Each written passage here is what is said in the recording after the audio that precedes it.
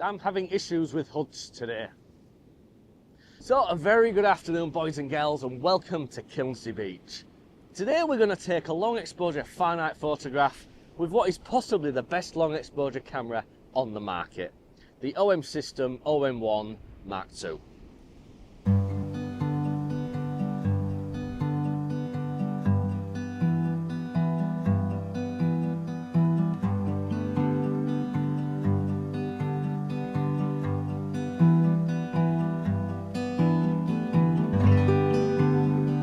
So I've come out on a very sort of grey and blustery and breezy day, but there's a lot of chop in the water, and you can see behind me there's a lot of white water being chained up, and I always quite like that in a long exposure photograph. Behind me is the subject. It's an old gun mounting from a fort that used to be on the cliff tops here called Fort Godwin. It's where this big 11-inch gun thing used to mount, but it's all long gone now, it's all caved into the sea, but it always makes for a really fun long exposure photograph. So like I say, we're going to go for a fine art kind of style. There's going to be a blended horizon, sea and sky as one, with just the subject in the middle of it. So let me talk you through the settings, let me talk you through the setup, and we'll take the photograph. But first thing is first, and we need to figure out the live ND settings for this camera. So if you're unfamiliar with this camera has inbuilt ND filters. In a sense, it will take a bunch of photographs over a set period of time and simulate a long exposure ND filter, but hey, it works, and it works absolutely flawlessly. I think ND16 is where we're going to go. That's going to put us in the ballpark of a 60-second exposure. Let me flip you around to the other side of the camera and I'll show you what is screwed onto the lens in the back there. So at the very back here is a polarizing filter. I like to treat these as a one-stop kind of filter. It limits a little bit of light coming in there, so it does help to slow the shutter speed down, and in front of that we have the trusty old 10-stop filter. Every long exposure enthusiast's wet dream basically. So a polarizing filter, a 10-stop filter, and the ND16 turned on the camera, all giving us a wonderfully long 60-second exposure at my favourite micro four thirds aperture, f5.6. And yes, he has passed his theory test to fly that. But before we start taking photographs, what is it about this camera that I feel makes it the best camera for long exposure photography? Well, there's a couple of things. The aforementioned live ND filters. If you're out in the middle of nowhere and you don't have these with you, you can still get away with some second and a half photographs. You can create that motion blur in the water that I really like. It has built-in graduated filters, so I can throw physical ND filters on here, and you can see that my filter kit is all circulars. I don't really carry a grab with me because the camera has it built in. So I can do a long exposure and I can still bring back the sky without having to throw any extra glass on the front of the lens, because I kind of like to keep away from putting loads and loads of lens filters on. I get a little bit concerned it's going to soften the image, if that makes any sense. So the less glass on the front, the better. If I can do it all inside of the body, well, it just makes life so much easier for me. This camera natively goes down to shoot to 60 seconds. Some cameras out there will only go down as far as 30 seconds. I think some of them maybe do 40 and 50 seconds. But I can set the shutter speed down to 60 seconds on this without having to go into bulb mode and all of that jazz. I can just do it straight away in manual mode. Two features that really make this a really fun tool for long exposure photography. So good news, the tide has really started to come in now, so it's just, yeah. It's windy. The tide's coming in now, so you can see all the foam around us. It's just putting a lot of texture and turbulence around this structure. So let's have a look. Let's have a look at taking a long exposure photograph with this camera. So first thing is first, the camera is in manual mode. It's always a good mode to be in for long exposure photography because you can set all of the settings, and most importantly the shutter speed. You can choose where you want it to be, and everything else you can kind of fettle about around that. I have 60 seconds dialed in on the back of this camera. That is the duration of this photograph. I have my favourite micro four thirds aperture f5.6 set in. I'm down at ISO 200, which is the lowest ISO this camera goes to without having to expand it. And you can see we are 0.7 stops overexposed. I always like to overexpose a little tiny bit. I could open the aperture up a little bit more. We could say f5, and you can see that pushes the histogram right into the middle. Some people will say that is a bad histogram. It's not. This scene in front of us is essentially midtones. If I adjust this exposure, you can see it is essentially midtones. There is a slight shadow area in there, but everything else is kind of grey. So that histogram is absolutely fine. We have the ND filter goodness on the front, which is going to act as a pair of sunglasses for this lens, and it's going to block all of that light coming in, so it can really slow down the shutter speed and really show some of the motion in these waves. Alright, so now we've had a little bit of a rundown through the setup and the settings. Let's take this photograph. So I've focused right on the tip of the dishy bit over there, so that's going to put everything that I want in focus in focus.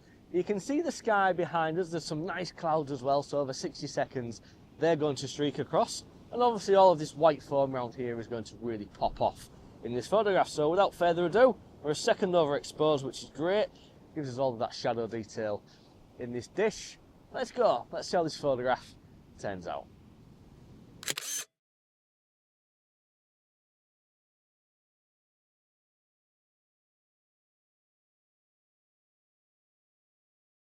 So there we go, just another long exposure photograph taken with my OM System OM1 Mark II.